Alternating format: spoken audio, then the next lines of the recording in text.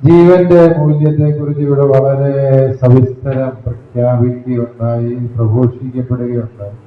ജീവന്റെ മൂല്യം എന്നത് കേവലം ഗർഭസ്ഥ ശിശുവിന്റെ മാത്രം വിഷയമല്ല, മനുഷ്യന്റെ മരണനേരത്തെ വിഷയങ്ങൾ മാത്രമല്ല, മനുഷ്യജീവന്റെ മഹത്വത്തിന് ജീവിതത്തോടെ ജീവിക്കുന്നതിന് വിഘാതം സൃഷ്ടിക്കുന്ന എല്ലാ മേഖലകളെയും ബോധപൂർവം അഭിസംബോധന ചെയ്യുക എന്നുള്ളത് പ്രോലൈഫ് പ്രസ്ഥാനത്തിന്റെ ലക്ഷ്യമാണ് എന്ന് ചെയർമാൻ പിതാവിന്റെ പുസ്തകം കേട്ടപ്പോൾ നിങ്ങൾക്ക് മനസ്സിലായി.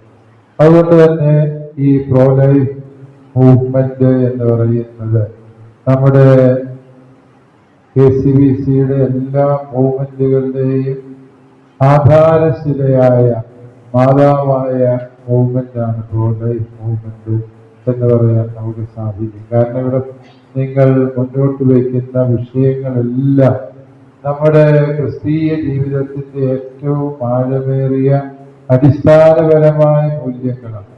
നമ്മൾ സാമുദായികമായി ശക്തരല്ലാത്തതിന്റെ കാരണമായി ചൂണ്ടിക്കാണിക്കപ്പെടുന്നത് നമ്മുടെ ജനസംഖ്യ ക്രമാതീതമായി കുറഞ്ഞു പോകുന്നത്.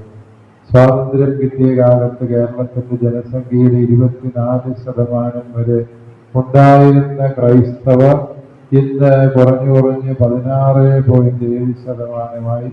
അതിനകത്ത് 2-3% വിദേശത്തേക്ക് കയറിപ്പോയി.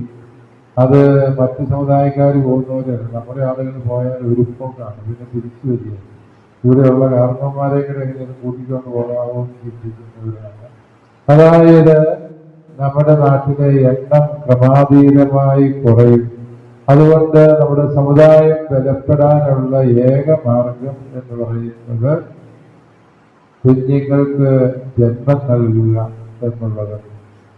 ദമ്പതികൾ തങ്ങളുടെ സ്വതന്ത്രമായ തീരുമാനത്തില് ദൈവവുമായി കൂടിയാലോചിച്ച് തങ്ങൾക്ക് എത്ര കുഞ്ഞുങ്ങളെ ജനിപ്പിച്ച് വളർത്താൻ പറ്റുമോ അത്രയും മക്കളെ ജനിപ്പിച്ച് വളർത്തുന്നതിന് കാണിക്കുന്ന സന്നദ്ധതയെയാണ് ഉത്തരവാദിത്വമുള്ള മാതൃത്വവും പിതൃത്വവും എന്ന് രണ്ടാമത്തെ കൗൺസിൽ വിശേഷിപ്പിക്കും.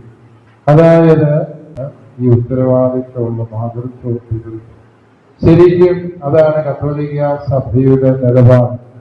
ആ നിലപാട് വ്യക്തമായി പ്രഘോഷിക്കാൻ പ്രോലൈഫ് മൂവ്മെന്റ് രംഗത്ത് വന്നതോടുകൂടി അനേകം ഈ ഒരു സാക്ഷ്യത്തിന്റെ സന്ദേശവാഹകരാണ്.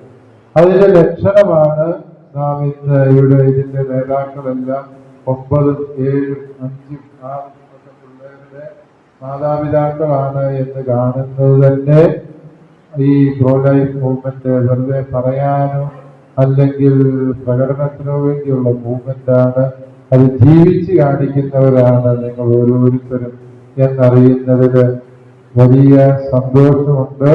പ്രോലൈഫിന്റെ നേതാക്കന്മാർക്ക് എല്ലാവർക്കും ഞാൻ ഹൃദയപൂർവ്വം, നിങ്ങൾക്ക് മാത്രമല്ല നിങ്ങളുടെ ഭാര്യമാർക്കും, കാരണം അവരാണല്ലോ കൂടുതൽ കഷ്ടപ്പെട്ടത് അല്ലേ, ആ ഭാര്യമാർക്കും ഞങ്ങൾ ഹൃദയപൂർവ്വം അഭിനന്ദനങ്ങൾ, നന്ദി ആശംസിക്കുന്നു.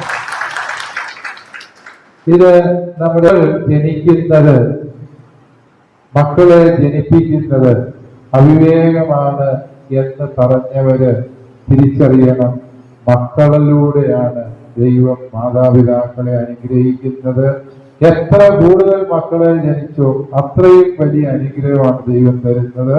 അതാണ് എന്റെ ജീവിതത്തിന്റെ വിജയം. ഈ പ്രവർത്തനങ്ങളെ മുന്നോട്ട് കൊണ്ടുപോകാൻ വേണ്ടി പരിശ്രമിക്കുക. നിങ്ങൾക്ക് എല്ലാവർക്കും എല്ലാ നന്മകളും ഭാവുകങ്ങളും ഞാൻ നേരുന്നു. ഈ യാത്ര ആളുകളുടെ എണ്ണം കൊണ്ടല്ല, മറിച്ച് നിങ്ങൾ ഉയർത്തുന്ന മൂല്യത്തിന്റെ ആത്മാർത്ഥത കൊണ്ട് കേരളത്തിൽ നടത്തുന്ന ഏറ്റവും അർത്ഥപൂർണമായ കേരള യാത്രയായി തീരും